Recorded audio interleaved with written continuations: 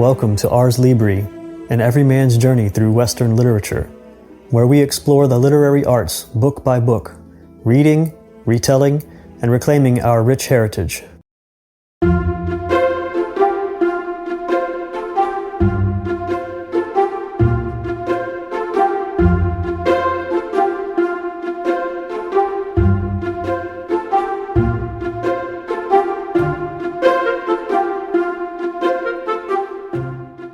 A reading from At the Back of the North Wind. The scene begins with the boy named Diamond sleeping in the upper loft in the barn, and he meets North Wind for the first time. Presently, however, he lifted his head and listened. Who could that be talking to him? The wind was rising again and getting very loud and full of rushes and whistles. He was sure someone was talking, and very near him too it was. But he was not frightened, for he had not yet learned to be. So he sat up and hearkened. At last the voice, which, though quite gentle, sounded a little angry, appeared to come from the back of his bed. He crept nearer to it, and laid his ear against the wall. Then he heard nothing but the wind, which sounded very loud indeed. The moment, however, that he moved his head from the wall, he heard the voice again, close to his ear. He felt about with his hand, and came upon the piece of paper that his mother had pasted over the hole in the wall. Against this he laid his ear, and then he heard the voice quite distinctly. There was a little corner of the paper loose, and through that, as through a mouth in the wall, the voice came. "What do you mean, little boy, closing up my window?" "What window?" asked Diamond. "You stuffed hay into it 3 times last night.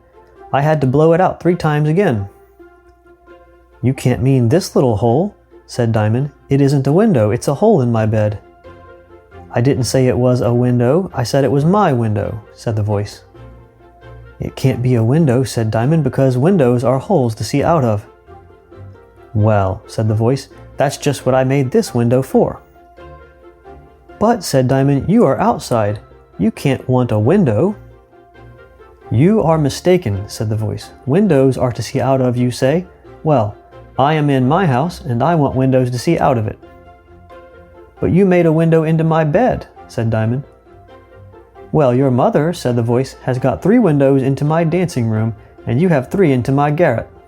But I heard father say, when my mother wanted him to make a window through the wall, that it was against the law, for it would look into Mr. Divy's garden." The voice laughed. "The law would have some trouble to catch me," it said. "But if it's not right, you know," said Diamond, "that's no matter.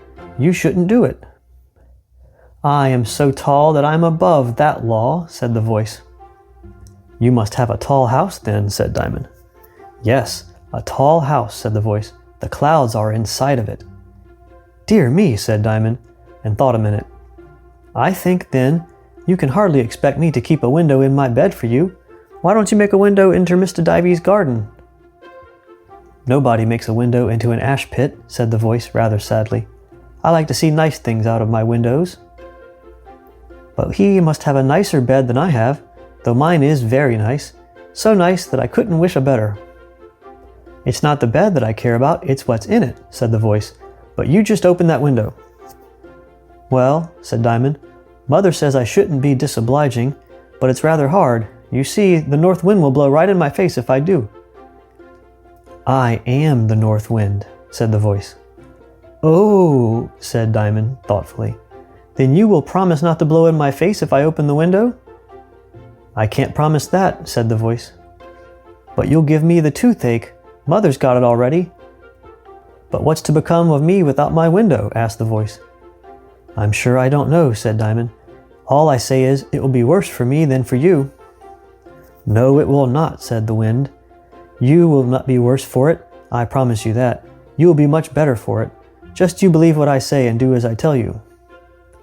"Well," said Diamond, "I can pull the clothes over my head."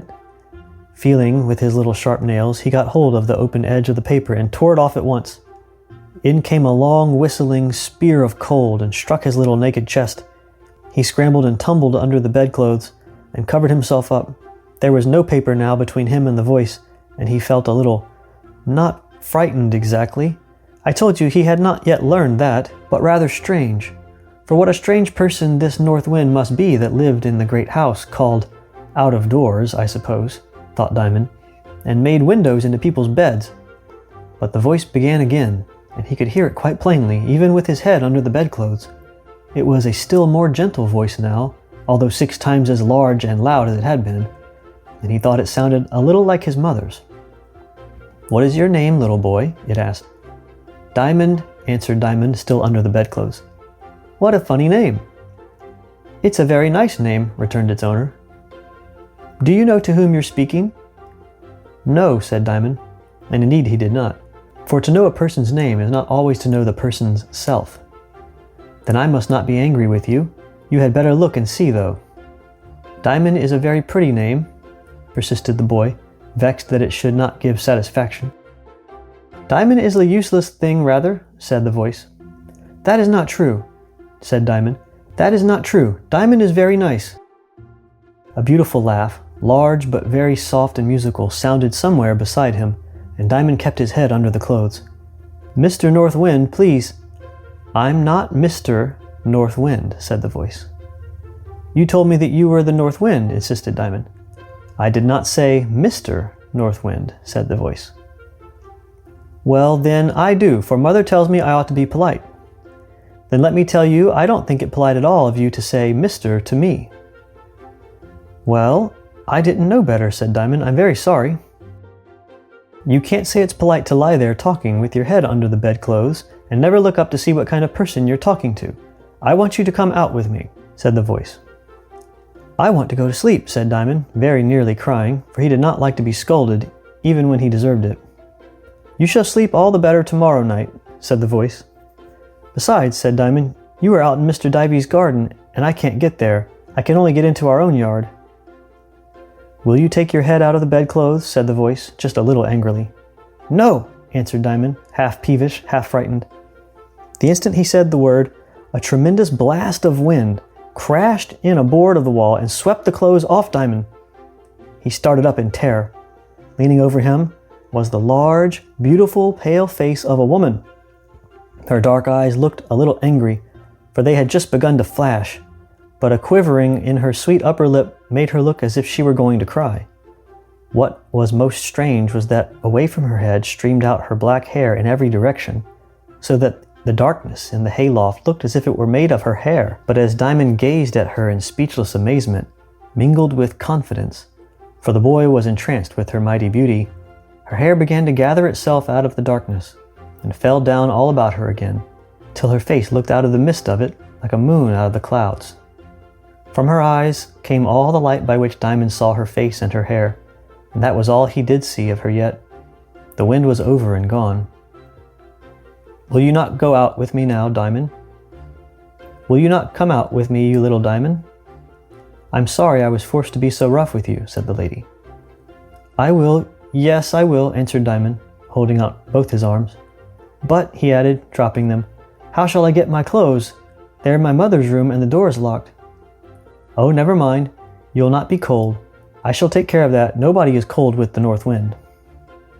"I thought everybody was," said Diamond. "That is a great mistake," said North Wind. "Most people make it, however. They are cold because they are not with the North Wind, but without it." If Diamond had been a little older and had supposed himself a good deal wiser, he would have thought the lady was joking. But he was not older, and did not fancy himself wiser, and therefore he understood her well enough. Again he stretched out his arms, and the lady's face drew back a little.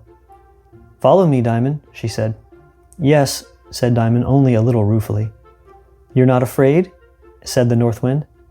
"No, ma'am, but Mother never would let me go out without shoes. She never said anything about clothes, so I dare say she wouldn't mind that." "I know your mother very well," said the lady. "She is a good woman. I have visited her often. I was with her when you were born. I saw her laugh and cry both at once. I love your mother, Diamond." "How was it you didn't know my name then, ma'am? Please, am I to say ma'am to you, ma'am?" "One question at a time, dear boy. I knew your name quite well, but I wanted to hear what you would say for it. Don't you remember that day when the man was finding fault with your name? How I blew the wind in?" "Yes, yes," answered Diamond eagerly.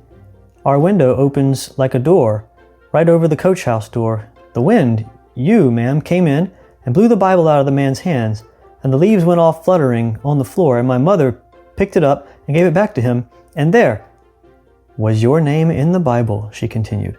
"The 6th stone in the high priest's breastplate." "Oh, a stone, was it?" said Diamond. "I thought it had been a horse's name." "Never mind," said North Wind. "A horse is better than a stone any day. Well, you see, I know all about you and your mother." "Yes, I will go with you now," said Diamond. "Now for the next question," said North Wind. "You're not to call me ma'am. You just call me by my own name, just North Wind." "Well, please, North Wind, you're so beautiful, I'm quite ready to go with you." "You must not be ready to go with everything beautiful all at once, Diamond." "But what's beauty can't be bad, right?" said Diamond. "You're not bad, North Wind." "No, I'm not bad, but sometimes beautiful things grow bad by doing bad, and it takes some time for their badness to spoil their beauty. So little boys may be mistaken if they go after things because they are beautiful." "Well, I will go with you because you are beautiful and good too," said Diamond. "Ah, but there's another thing, Diamond. What if I should look ugly without being bad? Look ugly myself because I'm making ugly things beautiful. What then?" "I don't quite understand you, North Wind. You tell me what then." "Well, I will tell you. If you see me with my face all black, don't be frightened. If you see me flapping my wings like a bat, as big as the whole sky, don't be frightened. If you hear me raging 10 times worse than Mrs. Bills, the blacksmith's wife, even if you see me looking in at people's windows like Mrs. Eavesdropper, the gardener's wife, you must believe I'm doing my work. Nay, Diamond, if I change into a serpent or a tiger, you must not let hold your grasp on me, for my hand will never change in yours if you keep a good hold. If you keep a good hold, you will know who I am all the time, even when you look at me and can't see me the least like the North Wind. I may look like something very awful. Do you understand?" "Quite well," said Little Diamond. "Come along then," said the North Wind, and disappeared behind the mountain of hay. Diamond crept out of the bed and followed her. At the Back of the North Wind by George MacDonald. It was written in the 1870s, I believe. Really? Yes, 1870s. He wrote from the 1850s all the way to the 1890s. Wow. Many books, mostly children's books and some other things. George MacDonald influenced C.S. Lewis, G.K. Chesterton, J.R.R. Tolkien, W.H. Auden, and many others with his wild fantasies and fairy tales. C.S. Lewis said of him that one of his great abilities was to create modern myths, modern tales that on continual reflection grow profounder and profounder and profounder. You read them, and then you read them again, and it's not like, oh, I got more out of it the second time around, like you do with every book. But really, you read it, and sometimes you think, I'm not quite sure I get what he's doing here. But then as you go live your life, you think, this is just like what George MacDonald said. And it begins to unfold in its profundity. That's the way it becomes more and more profound. Not just on second and third readings, but actually as you live your life, things begin to make sense. The story of the Back of the North Wind is basically the story of a child named Diamond. He's named after a horse named Diamond that his dad owns. His dad is a cabman in London, and that means that they're a very poor family. Diamond, the boy, actually lives in the horse's stall above the horse, in the second little loft area. And basically he has some adventures with somebody called North Wind, but he also has just normal adventures with people around him in real life. They're out the streets of London, meeting a girl or some boys or people. A man named Mr. Raymond enters the picture, and he plays a prominent role in the whole family's development, their fortunes. I think the story goes back and forth between the fantasy fairy tale nature of his exploration in sort of other worlds almost with North Wind, and then back to the normal world, I guess, in London and living with his parents and dealing with really mundane things like a crying baby or a drunken neighbor, things like that. So it goes back and forth. But it's not like back and forth in the way that C.S. Lewis's Chronicles of Narnia are back and forth, where they're in London and then they get sucked out of London into Narnia. It's actually all the same world for George MacDonald. It all happens in the same world, but it's just different experiences of that world. And sometimes they're so fantastic, the experiences of Diamond, that it does feel like you don't know if you're in the same world anymore. But there's no clear distinction between them. There are dreams that are very real. There are real experiences that could have been dreamy. And there's this overlap between them. He gets caught up in North Wind's arms, for instance, at night. It happens at night. Is he sleepwalking? His mom thinks he's sleepwalking. Is he dreaming? Sometimes he thinks he's dreaming. Was it real? Is North Wind real? And she won't say yes or no. North Wind is a she, by the way. And so George MacDonald's writing can be kind of like a roller coaster going up and down and throwing you for a loop. But if you can stick out the story, I think there are some things that grow on you as you read it. One of the values that I see in George MacDonald's writing, especially in this story, is that he communicates a sense of desire and deep, sincere feeling in the child Diamond. Diamond's adventures with North Wind as she comes to his bedroom hole in the wall in that loft and whispers at him and wakes him up. And by the way, it's all very appropriate, the whole thing. They have these very intimate moments where she catches him up in her arms and he kisses her or something, but it's very much like a mother and child relationship. So none of that, because at first I started reading it and I thought, oh, where's this going? It's not. It's appropriate. It's fine. I was trying to say George MacDonald's strength, though, in this book is that he communicates desire. Tolkien said that one of the key elements of fairy, of that world, is desire. You desire to be there. You want to be there. The virtues, the loves, the adventure, the wonder of it, you want to be there. You want North Wind to come back and scoop Diamond up and go on another adventure. When he doesn't see her, you're like, oh no, okay, come on, let's read the story until she comes back. And then something's going to happen again. Something magical is going to happen. And you sincerely, at least I did, as I read this to our children at night for the last several weeks, every night.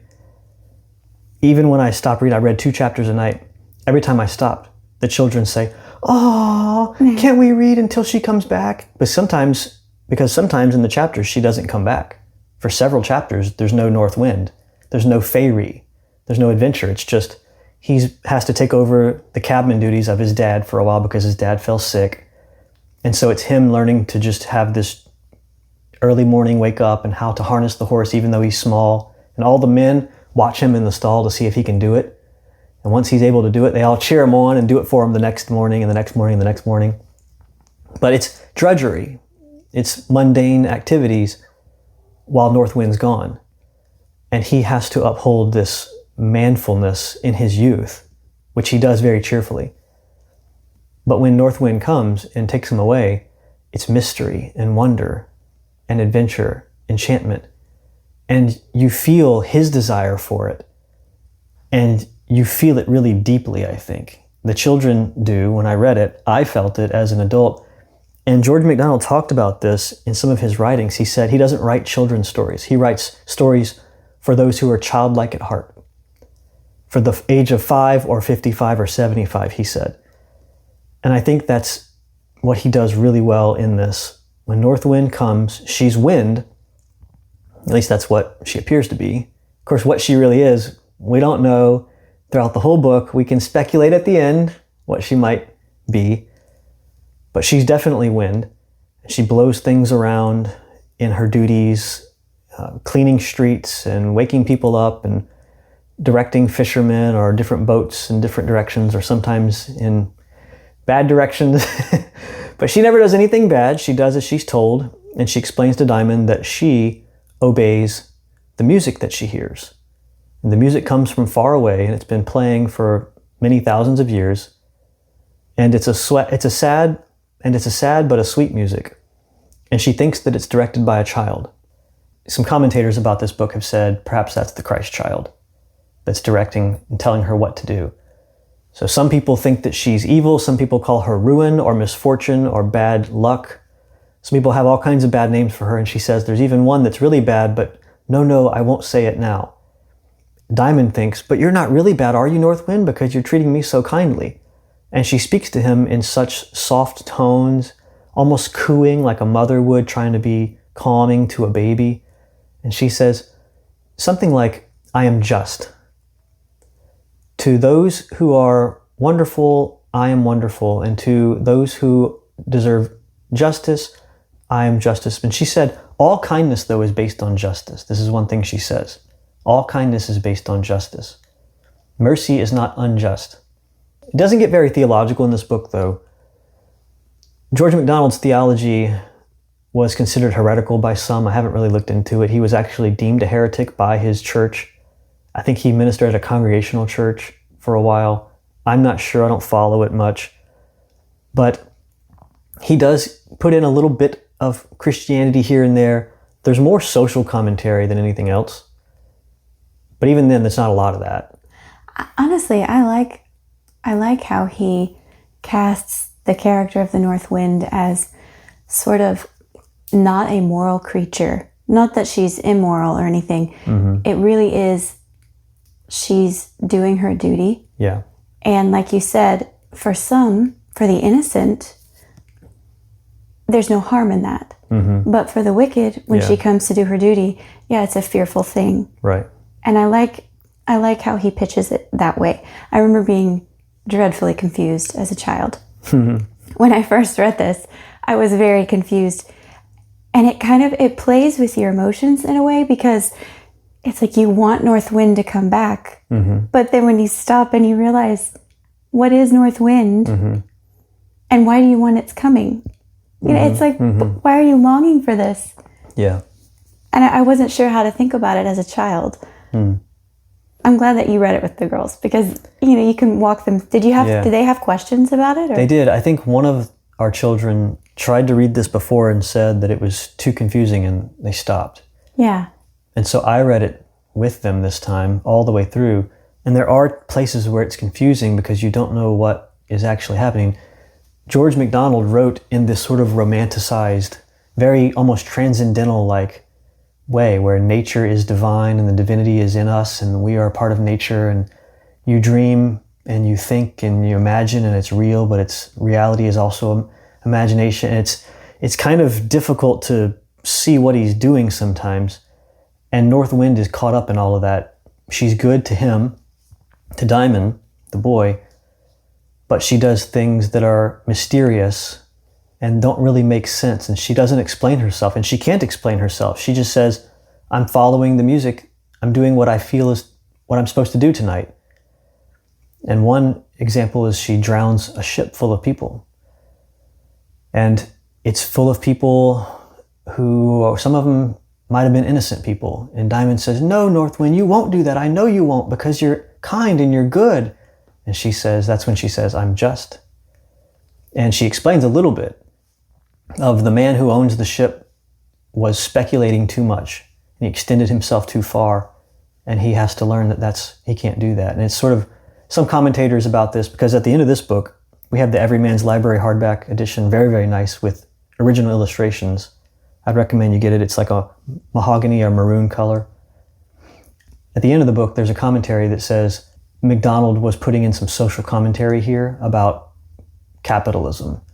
I don't know what his positions were, but just the idea of someone speculating beyond his means and ruining the lives of many other people, which is what happened here. Mm-hmm. The one business owner, ship captain, whoever it was that owned it all, went too far in his greed or his profiteering or whatever it was. And the whole thing sunk, including the people who were on that ship. And she was doing just what was right. Here's another interesting thing that happened in this episode. She took Diamond with her to go fly around. Why she's taking Diamond with her this whole time is not very clear. At the end of the book, you can kind of speculate why. So I won't do it for you, because you need to read the end of the book. The listener, you need to read the end of the book. And you can kind of then look backward and go, I see what she might have been doing.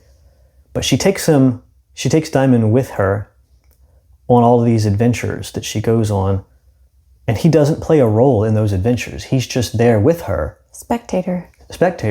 She nestles him in her hair sometimes. Yeah, I remember that. Yeah, but he doesn't like that, and she holds him next to her bosom, it says, in her arms, and he likes it there because they're flying like the wind, but he feels no wind because he is the wind. He's with the wind. The wind in front of them, the wind behind them is a storm, but right there with it, it's calm, and there's no noise, but you can look and see the trees and the waves are just whipping and blowing, and people are losing their hats and their umbrellas are flying out of their hands, and he's just as calm as can be, and he's nearer to the stars, he's nearer to the moon, and then they come and fly over rivers and scatter sheep and do all kinds. It's really amazing to go with this north wind. They actually go to the head of a river somewhere and follow it all the way down to the sea, and he explains it as they go. It's very quick, just a few pages, but they go over the beginnings of the river, and it's wild and just a stream, and then other streams join it, and wild animals run off, and then they eventually see herd animals, and then they see houses, and then really, really nice houses with big lawns, and then the ocean. And it's amazing to go with that all the way to the sea. He gets to see amazing things. One big thing that happens to him is that North Wind takes him to the back of the North Wind. He wants to go to the back of the North Wind because they have this discussion about how the wind works. And she says, well, if you were at my back, it would be different. And where do you take the people who do this? Well, I bring them to the back of the North Wind. And he says, I want to go to the back of the North Wind. I want to go at your back. And she says, you can't go there right now, which kind of hints at what she really is. But eventually she does kind of take him to the back of the North Wind, sort of. She takes him all the way to the far north. So if you don't know, a north wind blows from the north. A south wind blows like a south wind blows northward, but it comes from the south, and so it's called a south wind. So north wind blows from the north. And she tells him, well, I can't really take you there because I blow from the north. I can't really blow you northward. But she ends up taking him northward somehow and helps him to go to the back of the North Wind. So she sits down, it looks like they're in the Arctic, up there somewhere, whatever it's called, on some ice, and she's sitting and she says, you have to walk through me to get to the back now. Like he's like, what are you talking about, walk through you? And she says, just I'm kind of like, transparent right now, just walk through me. And he does, and he feels that it gets really, really cold and bright or dark, he can't tell, and then he walks through and suddenly he's in this new place. And he experiences that for a little bit, and he comes back out of it. And when he comes back out of that world, which I won't elaborate on, you have to go read it. When he comes back out of that world, he is a different person. He basically is perpetually living in some kind of virtuous, pure, imaginative, fairy world. Nothing gets him upset. Nothing gets him angry. He turns everything for good. He sees the best in everyone. He works hard. He makes up all kinds of poems and songs all the time. He can coo any baby to sleep. He can sing beautifully. Everybody who sees him thinks they call him God's baby after this because they don't know what to call him. He has blue eyes. The book says, he has blue eyes, for instance, and the book says, it's as though they were made to be looked at, not to look through. Not that he was handsome and dazzling, but he looked like an angel. People looked at him and they didn't, but they thought it was queer. They thought it was strange. Queer in the old sense, queer. Early 1800s, queer. They were like, this boy's strange. We don't know what to do with him. But he becomes this most dutiful son ever. Not that he wasn't before, but it's as though he has been to heaven, kind of, and now he is unstained by the suffering of the world and the dullery or drudgery of the world. He can't be affected by the sin of the world now. It's kind of how it is.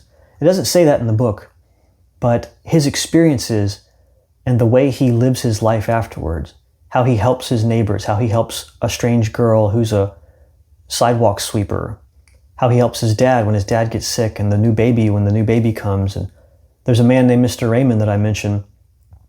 He's a wealthy man in London, and he sees Diamond and immediately recognizes that Diamond is some kind of, he calls him a genius, but he didn't mean like a scientific genius. Mr. Raymond was a poet.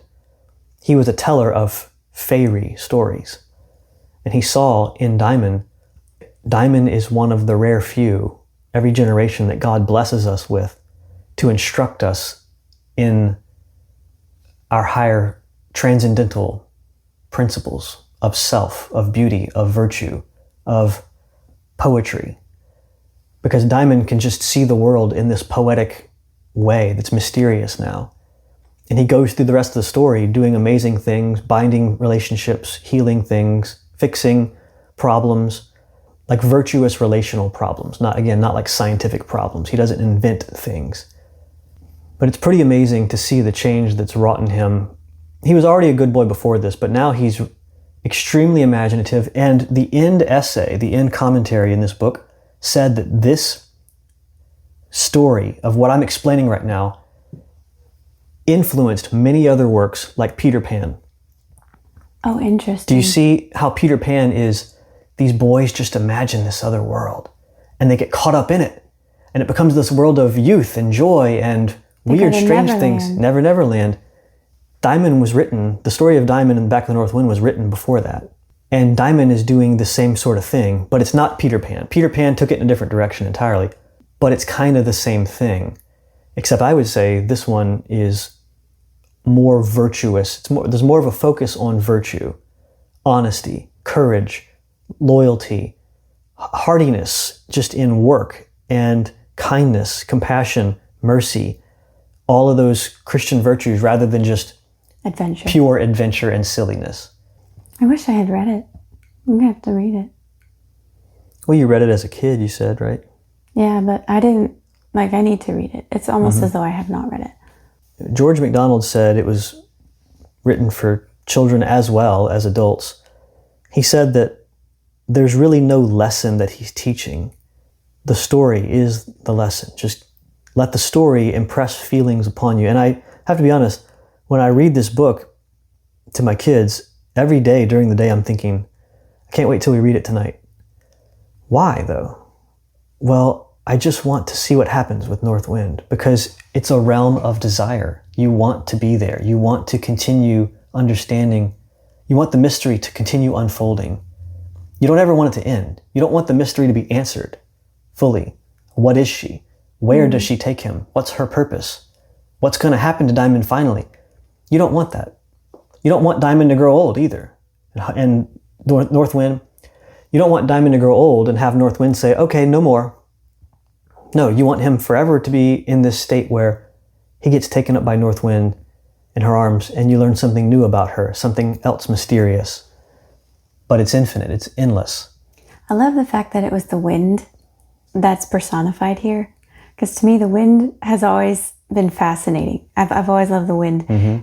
And there really is like a character to it almost, like it has a personality. So I love that he used that. But also in the Bible, wind, like Elijah and the whirlwind, things like that. Like God has used the wind almost with a personality sometimes, like the thing that the wind does. Well, it says that the wind is his messenger. It's his messenger in the Bible. Very explicitly says that. And Jesus likens the Holy Spirit to the wind. He says it blows where it wishes, and you can't hear it or see it. You don't know where it comes or goes, or you can hear it. You can't see it. You don't know where it's coming from or going. So it is with the Holy Spirit. Or like Pentecost, there was that rushing wind and then the fire. Right. Yeah. Supposedly, again, from the end essay, George MacDonald was influenced by transcendentalists, and they sometimes either personified nature or imbued it with a divine force. So God is everywhere, God is in everything, you and me, but also nature, including fire and wind. And so these are divine elements that we're dealing with, not just nature, but enchantment, divinity. And you can see why someone like George MacDonald or maybe other transcendentalists would very easily step into the world of fairy. Right. I think the character Diamond is portrayed in that way as the ideal mind, the ideal imagination, the ideal human being, not in all of the ways, but in his imagination, how he thinks. He's innocence personified. He's purity personified. And his imagination, he stands at the threshold of the fairy world, of enchantment, of the transcendental. He stands there and fully is unafraid of it. He embraces it. North Wind comes to him because he can handle it. Yeah. Whereas others, she comes to others, but they don't like, for instance, there's a girl in here called Nanny. She's a girl and her name is Nanny. She's not a nanny. She's a girl named Nanny. And North Wind comes to her and gives her a dream, a realistic, fantastic dream. And she retells it while she's in the hospital recovering. She even begins to have her character refined. She's a street sweeper girl. She cusses and spits and she's hardcore, you know, she's rough in her manners because she's jostled all day long as a peasant girl. And basically she sweeps and people give her a penny if they want to or something. So when she goes to the hospital for some sickness, it's the first time in her life she's ever been treated kindly. And it starts to have a refining effect on her. Her character begins to change and North Wind gives her a dream. And she has this wonderful dream of this fairy world, this fantasy world. She tells it to Diamond, and Diamond takes it for real. To him, this wasn't a dream, this was real. She dreamed she went to the moon. And she met a husband and a wife on the moon. Or at least a man and a woman on the moon, who lived inside the moon and asked her to clean the outside of it and clean the windows and all this stuff. And she did something wrong, and they kicked her out, essentially. And she comes back to sleep or to awake, and she tells Diamond, and Diamond thinks it's real. Because the world of imagination isn't just fake stuff that we're thinking. It's real, kind of like the Peter Pan stuff. You can see how it influenced. Well, after a time, Nanny gets out of the hospital and begins to think, that wasn't real. She goes back to, no, the street is real. The sweeping is real. Hard knocks in life are real. Bullying people and being bullied and not being taken advantage of, that's real. And she's not an ugly person at all. And Diamond, they actually make fun of Diamond. Her and this other boy named Jim, who's lame, they make fun of Diamond all the time. He takes it in stride. Nothing bothers him at all. It's as though he's living at the back of the North Wind. After he leaves there, it's as though he's still living there for the rest of his life. North Wind came to her, and she didn't want it. She didn't want that world. She couldn't accept it. Whereas Diamond could. Not only could he, it was as though he was born for it. Yeah, well, his name, I think, is an indication of that. He's rare. But there's also, not like what you said earlier, that there's innocence and purity, but I think also a preciousness. Yeah. Like, diamonds are rare and precious. Yeah. And I think that's perhaps what he was trying to say. Like with Nanny, not everyone could have handled this. It takes something rare, like a diamond. Well, I think George MacDonald's hope is that we all would be able to see the world, see the enchantment of the world. He's clearly pushing that here, that this is a preferable view of the world. The Romantic movement was in response to rationalism. It was in response to seeing the universe as a bunch of mechanical laws and chemicals fizzing in your brain, making you think things. Like, you're not really in love. It's just chemicals fizzing. We don't really have free will. We're not really of any value. All processes are just mechanical. When you fall sick, it's not demons. You just have this cancer or something that we can cut out of you very mechanically, and then you're fine, hopefully. And that view of the world that's just raw matter in motion is very hollow.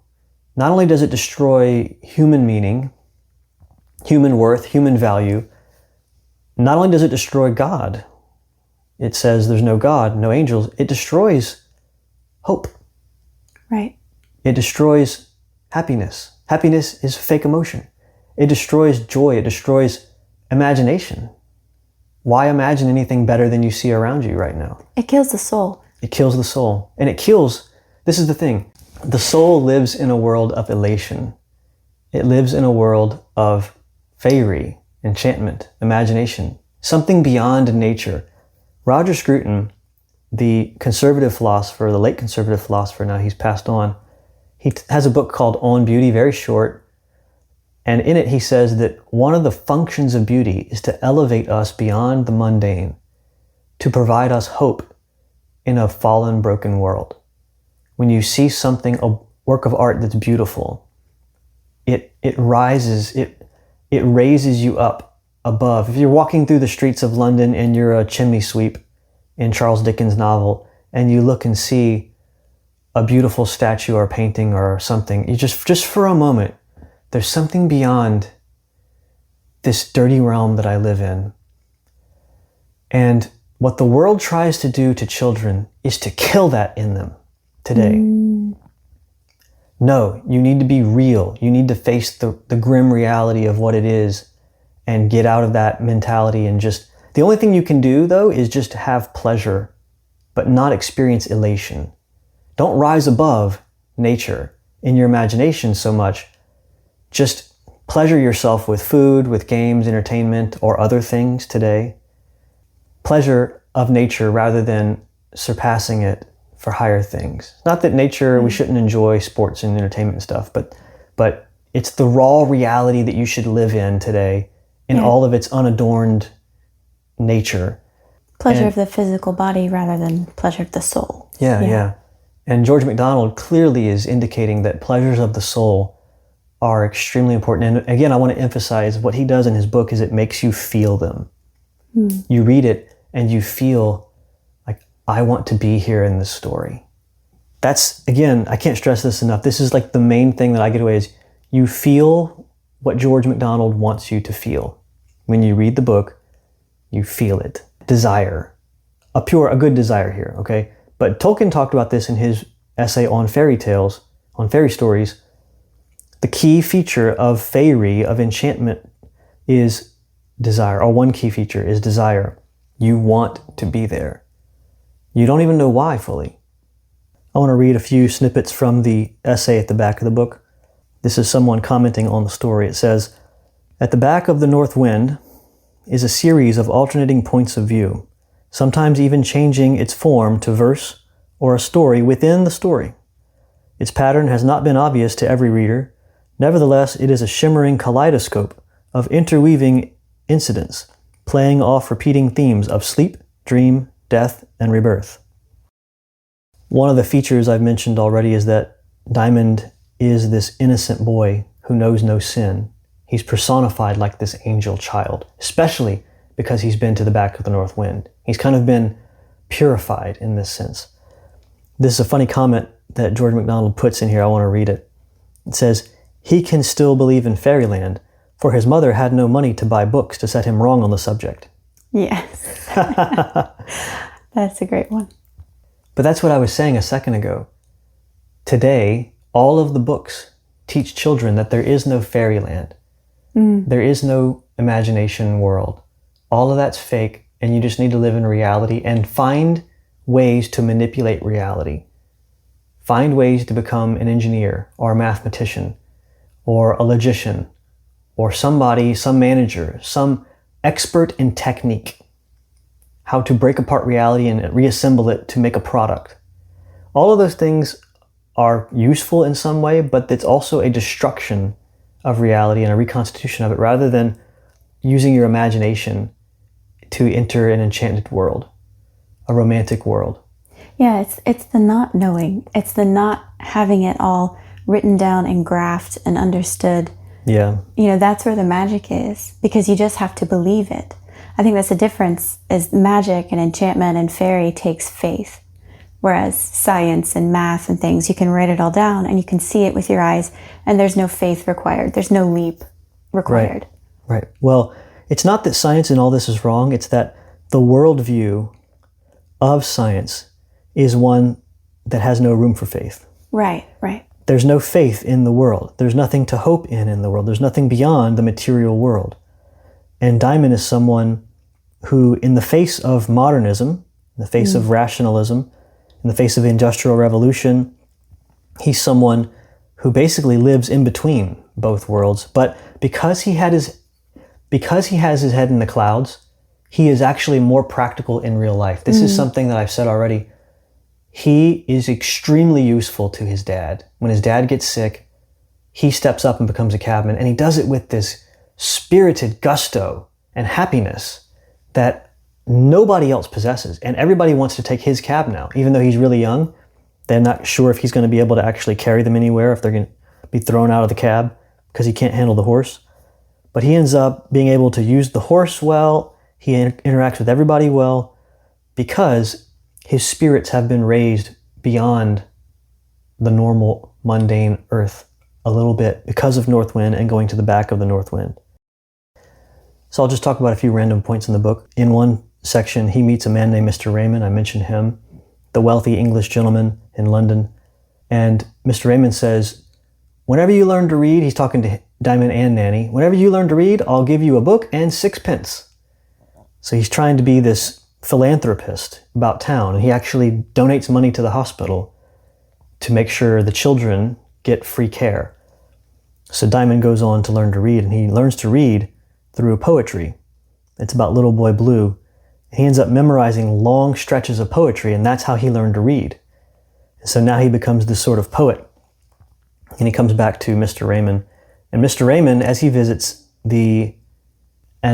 Raymond visits the hospital later on where all the children are sick, the children say, Mr. Raymond, please tell us another story. Please tell us a story. And so he says, all right, children. And he wrote his own stories. He wrote his own poetry. And he sits down, and one of the entire chapters is him telling the story of this princess and a prince who eventually finds her. It's a wonderful fairy story. Like that in itself, you could just read that one chapter. It's a long chapter, maybe 2 chapters. It's really wonderful. You've heard the story before, but it doesn't mean that it's borrowing or stealing. It's a story where there's a bunch of little fairies and one of them's evil, and the evil one curses the princess daughter with some defect. And the other fairies who after her try to undo the defect as much as possible. Basically, the story is she will sleep forever. And the good fairies come in and say, not forever, only half of the time or something. And then the bad fairy says, you didn't let me finish. Only half the time, okay, but she has to sleep only during the day. So every day she'll be asleep, and she's only awake at night. And the enchantment waxes and wanes with the moon as well. So when she's awake and the moon is full, she's bright and pretty and beautiful and young. And when the moon is waning, she is decrepit and old and frail and sick. And she lives like this for years. She sleeps during the day and she's awake only at night. She never sees the sun. Never. And she has to go and live out in this little hut apart from the castle because nobody's awake in the castle.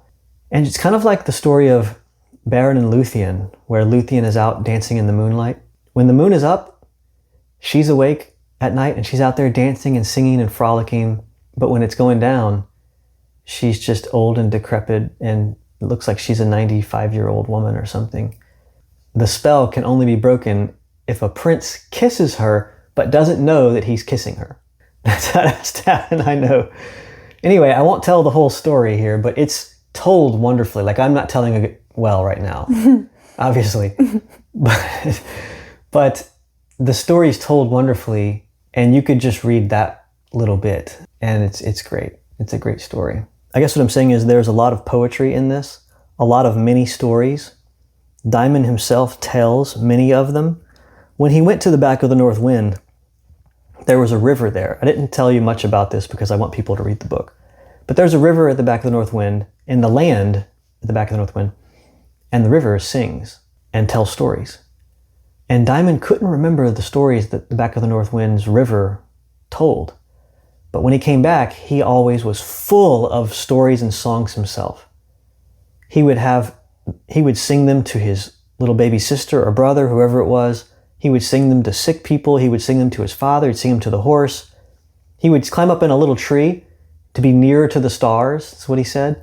And he was hoping that North Wind would come and scoop him up. That's what he was doing, because he hadn't seen her in a long time. So he'd climb a tree, and he'd be up there just as jolly as ever. And people were like, "What are you doing up there?" And he's like, "I'm closer to the stars." And they're like, "No, you're not. You're a fool." And he's like, "It's not foolish. I am closer." And he would be up there singing these wild songs. And George MacDonald, the book here, is filled and filled and filled with these songs. Some of them are very normal, like The Cat and the Fiddle. But it's the true history of The Cat and the Fiddle. You haven't heard the true history about how the cow jumped over the moon. Anyway, Diamond has dreams and songs and poems that he writes, and so does Mr. Raymond. It's full of it. And Mr. Raymond's, in my opinion, is the best. Here's a quote about Diamond that George MacDonald wrote. It's page 192. It says, "His head was full of dreams that he had dreamed, but it didn't make him neglect his work. For his work was not to dig stars, but to drive old Diamond the horse and pick up fares, to be a cabman." Digging stars was the dream. He had a dream that he went to this land where the boys dug stars out of the ground. There are not many people who can think about beautiful things and do common work at the same time. But then there are not many people who have been to the back of the north wind. Diamond could dream dreams, wild dreams, and do common work. His feet were on the ground and his head was in the clouds. And all the better. In both instances, living in the earth, living in the mundane world, made him want to escape to the clouds. And being in the clouds made him able to do work on the earth. Both. And this is what I was saying earlier. Today, they want to cut that out and say, no, you will not go to heaven. You must stay on earth. I think that can be very helpful for anyone who's doing any kind of mundane work. But like for a mother, sometimes she can feel lost in all of the tasks that she's done yesterday and that she'll have to do again tomorrow. And adults used to say, like I remember them saying that when we first got married, first became a mother, it's like, oh, don't lose the childlikeness. Like, don't grow up too fast. You got to stay a child. And I didn't quite understand what all of that meant. But I think this is a lot of it. The idea of not losing sight of the freedom that you have in your mind. Like your body may be working and having all of these things to do, but you can still travel to fairyland in your mind. Right. You know, you can still do those things. Here's another quotation. This is inside of Mr. Raymond's story. The princess, her name was Little Daylight. Daylight. Even though she never saw the daylight. Never had daylight. She never had even seen the hint of daylight. But her name was Daylight. This book is filled with little bits of wisdom from George MacDonald about everything. This is what he said. The wicked fairy came and tried to do mischief. And he says this, "I never knew of any interference on the part of a wicked fairy that did not turn out a good thing in the end. What a good thing, for instance, it was that one princess should sleep for 100 years. Was she not saved from all the plague of young men who were not worthy of her? And did she not come awake exactly at the right moment when the right prince kissed her? For my part, I cannot help wishing a good many girls would sleep till just the same fate overtook them. It would be happier for them and more agreeable to their friends." I really like that. It preserves them. Preserves them. Well, what he's saying is, the Bible says, don't awaken love until it's time. Don't awaken. And what does our culture do? Exactly that. As early as possible, you need to be wearing certain clothes and standing in a certain way for pictures, doing your hair. Awaken love. Every single pop song is about this. Every single Taylor Swift song is about love or rejecting love or whatever. Every Katy Perry song, all these other women, all these men, every country song's about broken hearts and love. It's all it's about. And don't awaken it until it's time. George MacDonald's whole book is filled with little wisdom droplets everywhere, sprinkled throughout.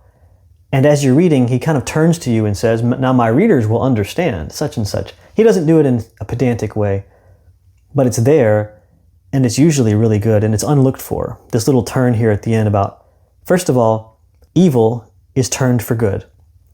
That's what he said. Wicked fairies do something, but it turns out good in the end. And just so, as the princess slept for 100 years until she was awakened by love, and just so I wish a good many girls today would sleep until the same fate overtook them. Just go to sleep until love naturally awakens. But I think this is true for men also. God put Adam to sleep. Oh, good point. Preach. Okay? God put Adam to sleep and then brought the woman to him. True.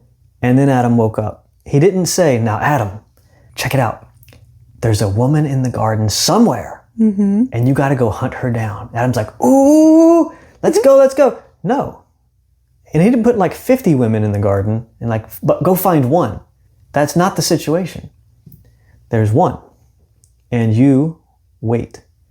Now, men have to be active and go find a woman sometimes too. I get it. There's a dynamic here. This isn't necessarily a pattern. I think it's important to contemplate, though, what the first marriage is teaching us. Eve didn't have to go chase him. Adam didn't have to go chase her. Where is God's providence in all of this?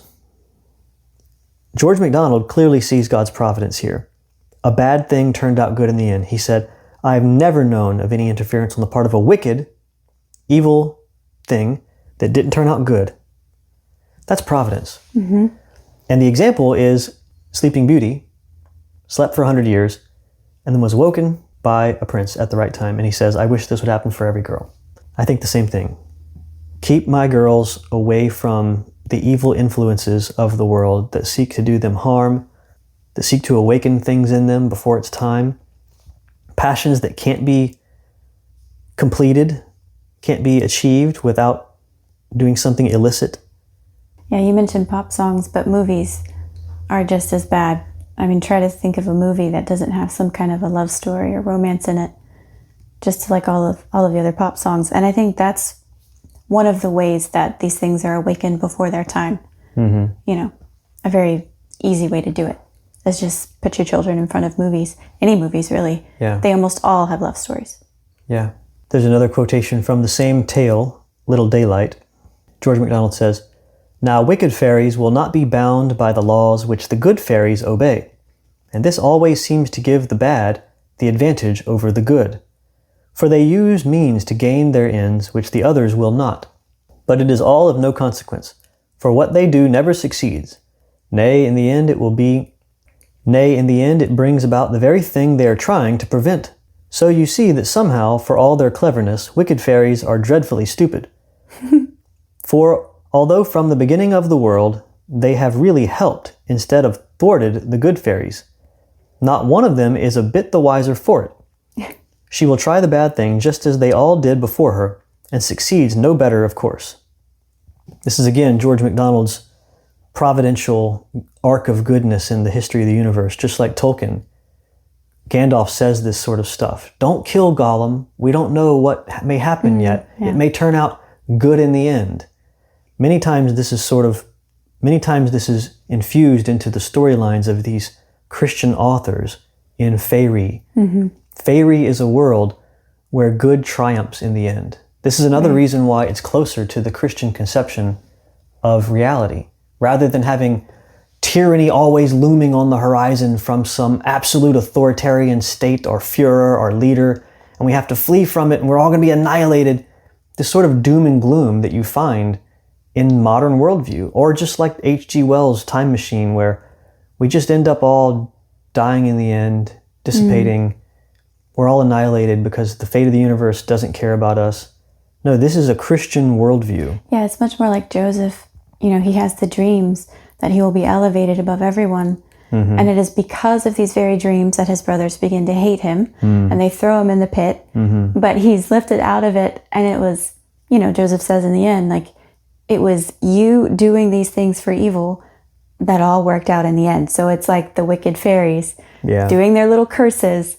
Right. And it's like, yep, thank you. God used those means to bring it about in the end. Right, right. And as Christians, this isn't just a nice thing to believe. This is something that helps you through suffering. It's something that helps you through deep suffering to know that our God is in the heavens. He does whatever he pleases. Whatever my God ordains is right. He'll never deceive me. He does what he wants, and what he wants is right and good. And though I can't see his purposes, yet God will make it plain. Mm-hmm. God will make it clear. That's God's answer to Job. Why am I suffering? Why is this happening? And God reveals himself to Job and just says, I am who I am. And Job says, I repent, I sinned by questioning you. That's so important to know, to be able to weather the storms of life, the vicissitudes, the fortunes of life, to know that God's sovereign, that he has done this thing, and I don't understand, but I'm not going to lash out against him, you know, and I'll call upon him to help me. So having that providence there is very key. I mean, what do you do without it? You just think that it's all chance and random chaos. You curse God and die. You curse God and die. Yeah, which is what Job's wife said. Right. There's that funny scene with Tim Hawkins. I have to mention it. If you haven't listened to this, listener, just look up Tim Hawkins and Job's wife. Tim Hawkins, he's a Christian comedian. Absolutely hilarious. I'll leave it there. George MacDonald often praises the innocence of youth and how the young mind is fit to believe things, but to believe the right things and to believe them rightly. And I think about how Jesus says, the kingdom of heaven, you must enter it like a little child. And it's the faith of these little children that accept it. You have to have faith like that. To be able to enter the kingdom of heaven, you have to be able to come to Jesus like they do, without second guessing yourself, going right to him in faith that he'll accept you. That's the mindset of children. Yeah, faith comes easier as a child. Yes. Mm-hmm. Yeah. And that's how you enter heaven. Mm-hmm. Now listen to what George MacDonald said. North wind came to him. This is at the beginning of the book in the chapter called The Hayloft. So he's sleeping in the hayloft, and this is the first time north wind comes to him, and he doesn't believe that there's this woman being who's taller than and beautiful and piercing eyes, and hair is all over her hair blows like the wind.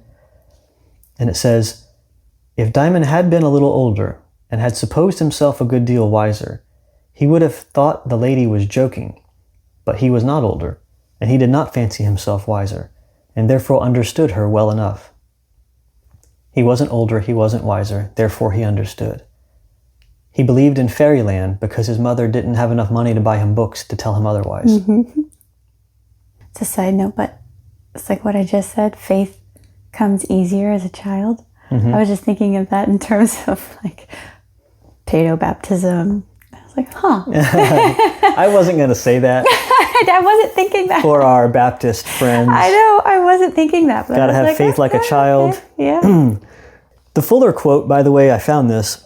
I want to read it. The one I've already mentioned a few times here. This is at the beginning. George MacDonald says, just as if he had got into fairyland, of which he knew quite as much as anybody, for his mother had no money to buy books to set him wrong on the subject.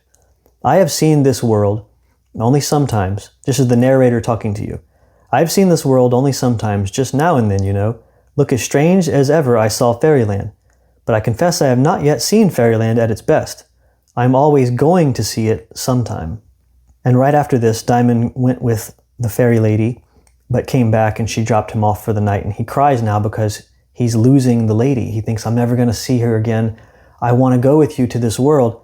And the narrator, George MacDonald, says, for my part, I don't mind people crying as much as I mind what they cry about and how they cry, whether they cry quietly like ladies and gentlemen or go shrieking like vulgar emperors or ill-natured cooks. I just thought that was funny. Shrieking like emperors or ill-natured cooks. For not all emperors are gentlemen, and all cooks are not ladies, nor all queens and princesses for that matter. He just has interesting bits of wisdom and turns of phrases that I enjoy. Mm. There is one theme that occurs in the book a few times at the beginning and the end. At the beginning, he lives in a hayloft. His parents are the resident cabmen. His dad is the resident cabman for a country gentleman. So they live a decent life, but they're peasants. And one day Diamond goes out and sees the local houses and how wonderful they are. Mrs. and Mr. Coleman live next door, and Miss Coleman, their daughter, is beautiful, and he thinks, wow, the amazing life that they live. George MacDonald says, Diamond thought that next to his own home, he had never seen any place he would like to live so much as there. But it is not fine things that make a home a nice place, but your mother and your father. Having a mother and a father. That's a little one-liner there at the beginning.